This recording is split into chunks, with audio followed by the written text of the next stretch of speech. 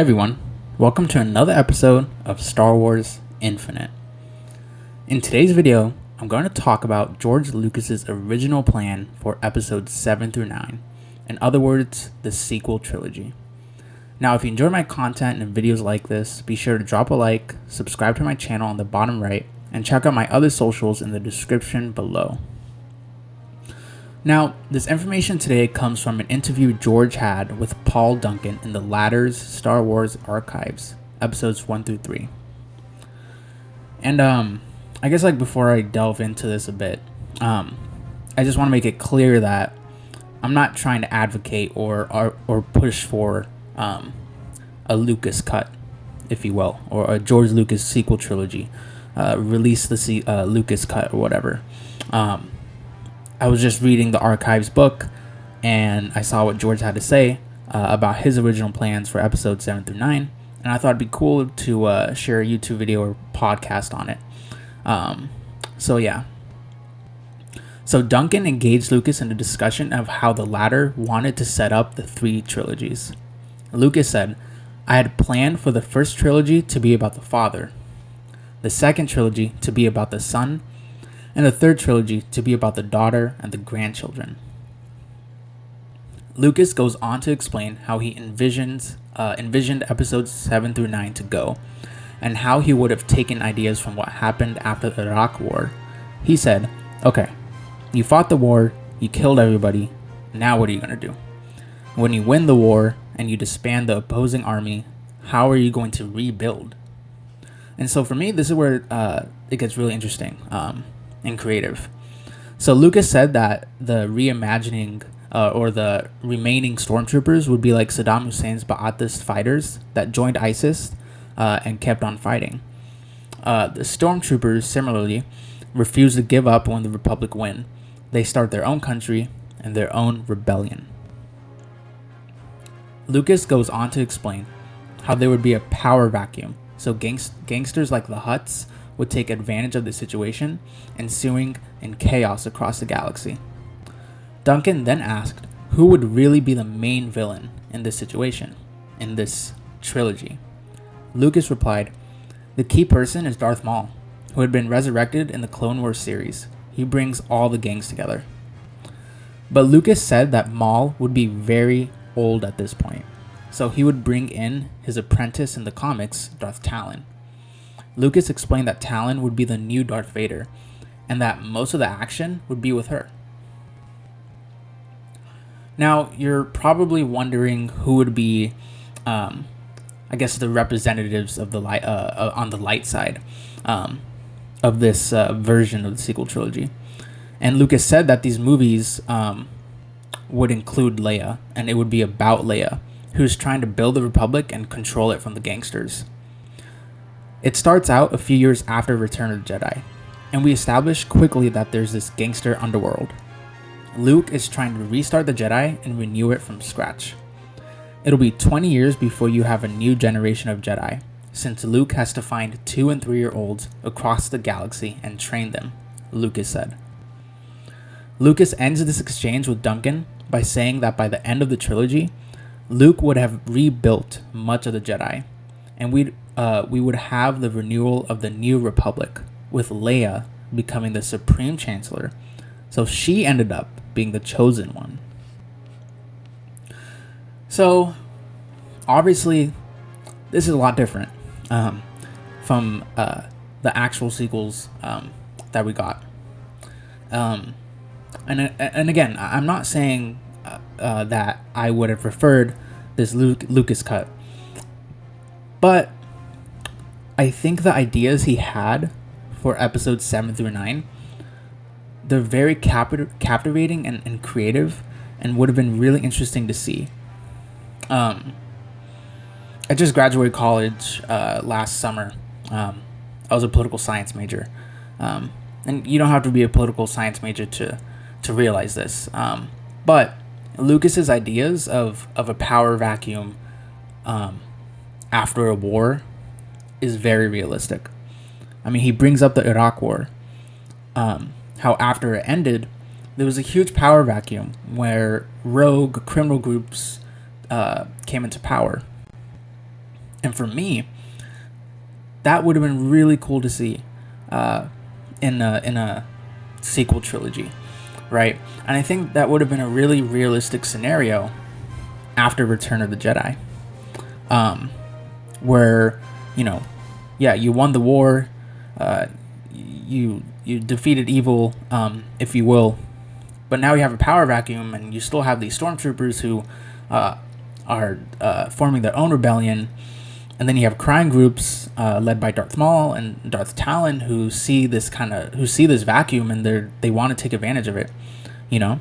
And to me, that's just very realistic. That has happened in our society for what, thousands of years. Thousands of years. And I think bringing in a new character like Darth Talon would have been really badass. And that's not to say that the characters that we got in the sequel trilogy that we do have, such as Rey, Finn, Kylo, I think they're great characters. I may have some problems with the writing. I think the writing of those characters could have been a lot better, but I like those characters. But I think as a Star Wars fan, and I think many of you can agree with this, George Lucas's ideas, and the idea he had for the sequel trilogy, bringing in Darth Talon, I don't have many doubts in my mind that he would, I don't want to say mess up, but I don't have any doubts in my mind that there would be really any problems with his version of the trilogy, or with his writing of characters like Darth Talon, Maul, and things like that. Now with Talon, I don't know much about her. I need to read the comics that where she's mentioned, but I know from what I've seen people talk about her, she's really awesome. She's really cool. So seeing her and Darth Maul dominate in the sequels, at least in this version of the sequels, would be really cool. And I think all Star Wars fans, regardless of whether you love the sequels that we have now, or whether you don't like them, or whether you're kind of midway like I am. I don't like to say I hate them. I don't like to say I love them. I like some of it, and there's some parts I don't like. Wherever you are on the spectrum, I think you can agree, at least somewhat, that these ideas that Lucas had are really interesting, and very creative. And I think for me, one thing that stands out is that the idea of Leia as the chosen one is really fascinating. If you've been following my channel since I've started, I'm a huge Anakin stan. So to me, he will always be the chosen one. Luke was obviously the catalyst in bringing Anakin back to the light. But for me, Anakin was the chosen one. But Leia as the chosen one, as Lucas revealed in this version of the sequels, makes total sense.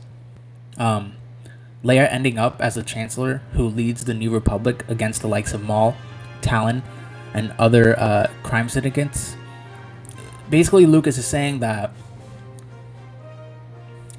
Leia is really the only one who could become such a powerful leader. And we have to remember that position like Supreme Chancellor, whatever, it's a position that where anyone, me or you, whatever, we can easily become corrupted. And I think most people, honestly, would be corrupted by that power at their disposal, and it might get to their head a bit. But what Lucas is saying is Leia forming this new republic, leading them against the likes of Maul, Talon, and the crime syndicates. He's saying that Leia is the only one who can hold such a position and such a responsibility without actually becoming corrupted and falling to the dark side. And yeah, Leia as a Jedi, I think would have been a total badass, right? Very powerful. You could argue just as powerful and more powerful than Luke. I think you can argue that. But yeah, but this idea that Lucas had as her as a chosen one by leading the New Republic from this kind of turmoil and forming this New Republic from scratch, basically.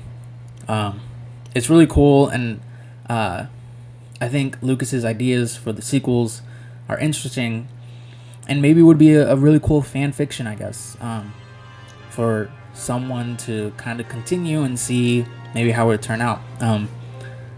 That would actually be a cool idea. I think I might want to like think about maybe creating like a little novella or something like that, just kind of continuing that fan fiction. Because at this point it would be a fan fiction. This stuff's not canon. So yeah, and one point before I end this video podcast, the idea that we would see Luke in these sequels, we know about the Jedi Academy, and basically what Lucas is saying here is that we would get to see that. He said that Luke would be trying to build a new Jedi Order from scratch. He has to find these very young, younglings across the galaxy, 2 and 3 year old, recruit them, train them to form a new Jedi Order, and that is from the moment I've become a Star Wars fan. Everyone talks about Luke's Jedi Order, his Jedi Academy. If you haven't watched one of my other videos about the official licensed Luke and Grogu poster that we just saw for the upcoming Mandalorian Season 3, be sure to check that out. But in that, I also talk about how, that would be really cool to see Luke train Grogu. And this is what Lucas is saying in his version of the sequel trilogies, or his ideas for it. We would get to see that. We would get to see him build this thing up. And right so far, we haven't seen that yet. I mean, it looks like we might in Mandalorian Season 3 because of that poster. But then again, who knows? It could just be a hype poster to make us excited, and then nothing turns out of it, right? I don't know. None of us know. But yeah, but seeing that would be really cool in the sequels as well.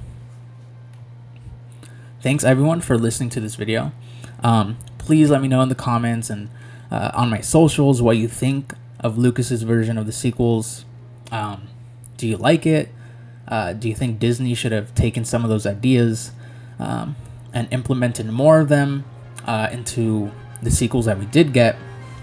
And please remember to be respectful of everyone's opinions. I know we're all passionate about this saga. We all love it. But this community, this channel, this community is for everyone. And everyone deserves to enjoy what they enjoy. Whether they enjoy the sequels, don't enjoy the sequels, or in the middle of it, without being blasted for it and insulted personally. We can disagree, but at the end of the day, we're all Star Wars fans. Every single one of us. Thank you all for listening, and may the Force be with you. Always.